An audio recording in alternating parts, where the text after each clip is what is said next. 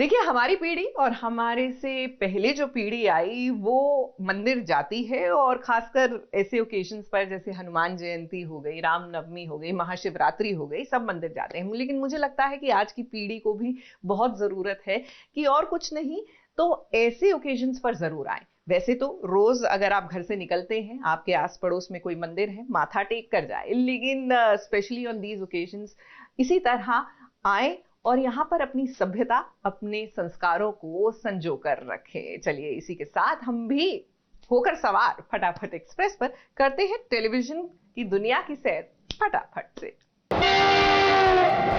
फटाफट खबरों की रेलगाड़ी जब आती है तब अपने साथ ढेर सारी खबरें लाती है। तो शुरू करते हैं फटाफट खबरों की रेलगाड़ी।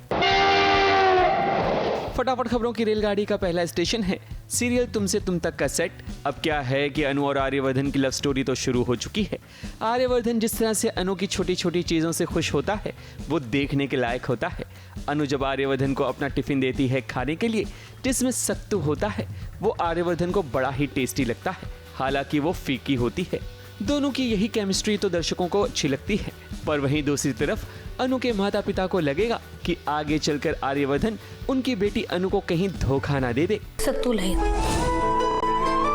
क्या स्वाद है? अगर इतना अच्छा है ना तो फिर मुझे भी एक चम्मच। नहीं नहीं, सर ये तो पूरा फीका है। हालांकि इसमें शक्कर की मिठास नहीं है, पर प्यार की मिठास इसमें भर भर के है। अरे सर, आप इतने अच्छे क्यों हैं?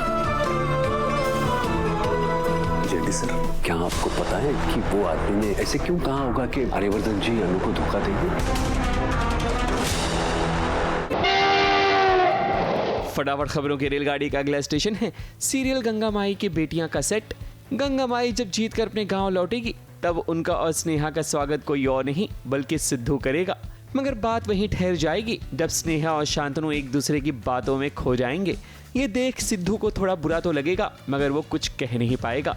हालांकि यहीं से कहानी एक नया मोड़ लेगी जब शांतनु को भी स्नेहा से प्यार हो जाएगा। तब कहानी में एक लव ट्रायंगल देखने को मिलेगा। Pleasure meeting Sidhu. Thank you Sidhu. Shantanu ji, मैं आपसे कुछ कहना था, थोड़ी सी पर्सनल है। दुनिया शहरी आदमी है, गोरा चिट्टा, हमारे स्नेहत के लेवल का है। वैसे ही क्या है, आगे जाके जब आपकी और भाभी के रिश्ते की बात होगी ना, ये बनेगा आपकी कहानी का खलनायक, हम बता रहे हैं।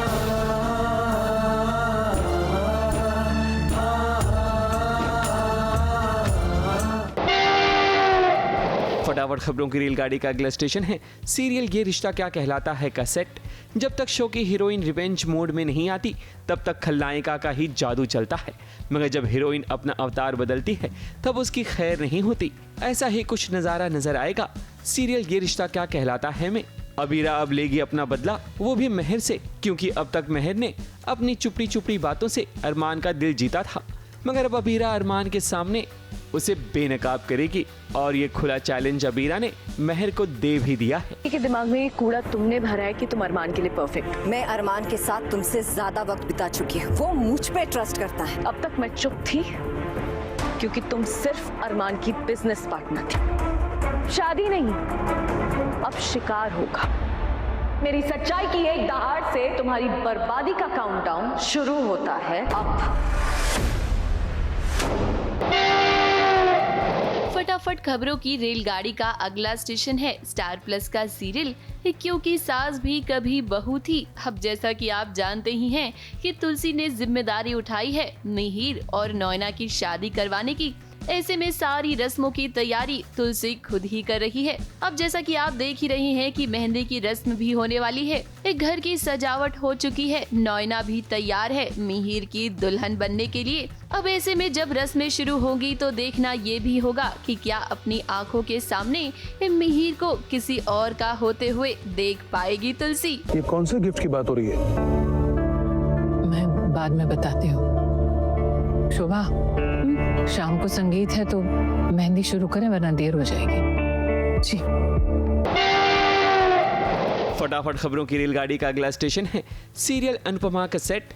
अनुपमा की कहानी एक नया मोड़ लेने वाली है क्योंकि अब अनुपमा अपने सपनों को सच करने के साथ साथ कहीं न कहीं अपनी बेटी राही और दामाद के सपने को चूर चूर कर देगी। होगा ये कि अनुपमा प्रेम के होटल का लाइसेंस कैंसिल कर देगी, जिसके बाद अनुपमा से एक बार फिर राही के रिश्ते बिखर जाएंगे।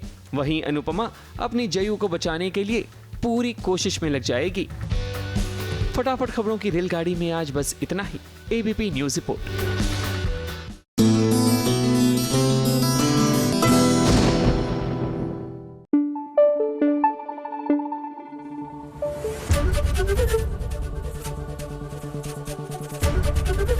एबीपी न्यूज आपको रखे आगे।